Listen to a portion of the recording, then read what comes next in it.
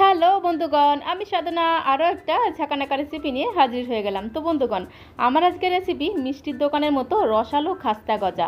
এই গজাটা খুব সহজে বাড়িতে বানিয়ে নেওয়া যায় আর খেতে হয় ভীষণ টেস্টি। ঘরে থাকা সামান্য কয়েকটি উপকরণ দিয়ে একদম ঝাঁকানাকা করে মানে ঝটপট করে বানিয়ে নেওয়া যায়। তো চলো আর দেরি না করে রেসিপিটা দেখে নেওয়া যাক। তো বন্ধুগণ, দারুণ স্বাদের এই গজা বানাতে প্রথমে একটা মিক্সিং বোলের মধ্যে আমি নিয়ে নেব 3 কাপ পরিমাণে ময়দা। এখানে 300 গ্রাম ময়দা আছে।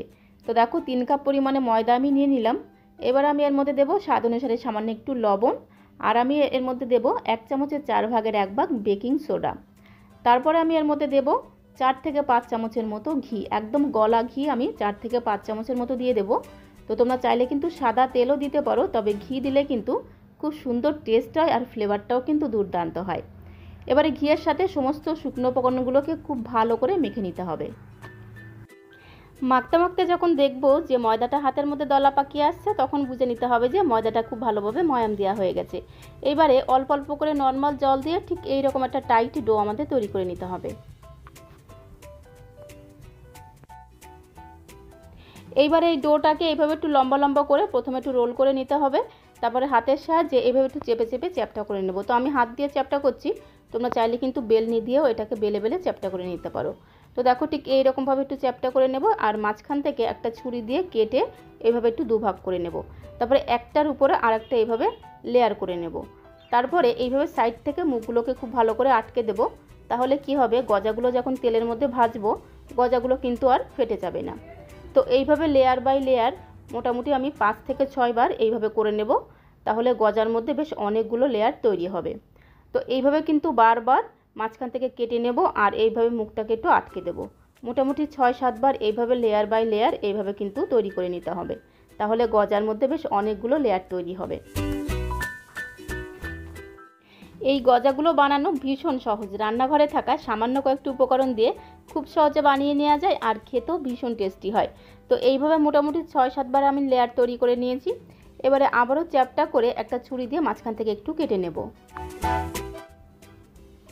এই গজাগুলোকে আমি দোকানের গজার মতো একটু বড় বড় করে তৈরি করছি, তোমরা চাইলে কিন্তু ছোট ছোট করেও তৈরি করতে পারো। তো ঠিক এইরকম একটু লম্বা লম্বা করে কেটে নেব, তাহলে একদম দোকানের গজার মতো দেখতে লাগবে।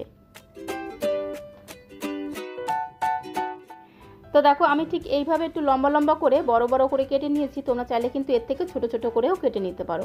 এবারে এই গজাগুলোকে ভেজে নিতে হবে, তার জন্য চলে আসতে হবে কড়াইয়ের কাছে। গ্যাসের ফ্লেম জ্বালিয়ে দিয়ে কড়াইতে আমি বেশ কিছুটা সাদা তেল গরম হতে বসিয়ে দিয়েছিলাম। এবারে গ্যাসের ফ্লেম মিডিয়ামে রেখে তেলটা যখন খুব ভালোভাবে গরম হয়ে যাবে, একে একে সমস্ত গজাগুলোকে তেলের মধ্যে দিয়ে দিতে হবে। তারপরে গ্যাসের ফ্লেম মিডিয়ামে রেখে গজাগুলোকে উল্টে পাল্টে একটু লাল লাল করে ভেজে নিতে হবে। গ্যাসের ফ্লেম মিডিয়াম টু লোয়ের দিকে রেখে গজাগুলোকে একটু সময় নিয়ে ভাজতে হবে। গ্যাসের ফ্লেমটা যদি বাড়ানো থাকে তাহলে কি হবে, গজার উপরটা তাড়াতাড়ি কালার চলে আসবে আর ভেতরে একদম কাঁচা থেকে যাবে। তো দেখো গজাগুলোকে একদম লাল লাল করে ভেজে নিয়েছি আর গজাগুলো ফুলে একদম ডবল হয়ে গেছে। তো এইবারে গজাগুলোকে একটি পাত্রে তুলে নেব। সমস্ত গজাগুলোকে একটি পাত্রে তুলে নিয়েছি। এইবারে আমরা একটা চিনি সেরা তৈরি করে নেব। তার জন্য একটা কড়াইতে দিয়ে দেব 1 কাপ পরিমাণে জল, আর দিয়ে দেব ওই কাপেরই হাফ কাপ পরিমাণে চিনি। এবারে গ্যাসের ফ্লেম মিডিয়াম টু হাইতে রেখে এই চিনি শিরাটাকে মোটামুটি 3 থেকে 4 মিনিট সময় ধরে খুব ভালো করে একটু জাল দিয়ে নিতে হবে। তো দেখো চিনি শিরাটা খুব ভালোভাবে ফুটে উঠেছে, আর যখনই দেখবো যে চিনি শিরার মধ্যে বেশ একটু চিটচিটে ভাব চলে এসেছে, তখন আমরা গ্যাসের ফ্লেমটা বন্ধ করে দেব। তো দেখো চিনি শিরার মধ্যে কিন্তু একটু চিটচিটে ভাব চলে এসেছে, গ্যাসের ফ্লেমটা বন্ধ করে দিলাম। আর এই গরম চিনি শিরার মধ্যে এবারে একে একে সমস্ত গজাগুলোকে দিয়ে দেব।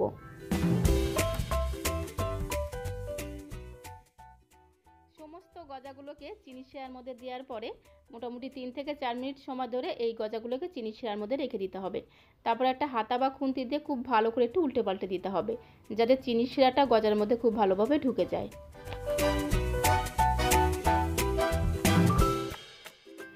তো দেখো 3 থেকে 4 মিনিট এই গজাগুলোকে চিনি শিরার মধ্যে রেখে দিয়েছিলাম। এর থেকে বেশি সময় রাখা যাবে না, তাহলে কি হবে, গজাগুলো বেশি নরম হয়ে যাবে। এবারে একে একে সমস্ত গজাগুলোকে একটি প্লেটের মধ্যে তুলে নেব। তো বন্ধুগণ, তৈরি হয়ে গেল মিষ্টির দোকানের মতো বা মেলার দোকানের মতো খাস্তা গজা। এই গজাগুলো উপর দিয়ে মুচমুচে হয় আর ভেতরে একদম রসালো আর সফট হয়। তো একটি গজা তোমাদের ভেঙে দেখিয়ে দেব, তার আগে তোমাদের কাছে রিকোয়েস্ট করব, আজকের এই গজা রেসিপিটা তোমাদের কাছে কেমন লাগলো কমেন্ট বক্সে অবশ্যই লিখে জানিও। ভালো লাগলে আমার চ্যানেলটিকে একটি লাইক আর শেয়ার করে দেওয়ার অনুরোধ রইল। আর আমার চ্যানেলে যদি কোনো নতুন বন্ধু এসে থাকো, প্লিজ আমার চ্যানেলটিকে একদম ঝাঁকানাকা করে, মানে ঝটপট করে একটা লাইক করে সাবস্ক্রাইব করে দিও, যাতে যখন এরকম সুন্দর সুন্দর ভিডিও আপলোড করব সঙ্গে সঙ্গে নোটিফিকেশন আগে তোমার কাছে পৌঁছে যায়। তো আজকের মতো এই পর্যন্ত, সবাইকে অসংখ্য ধন্যবাদ।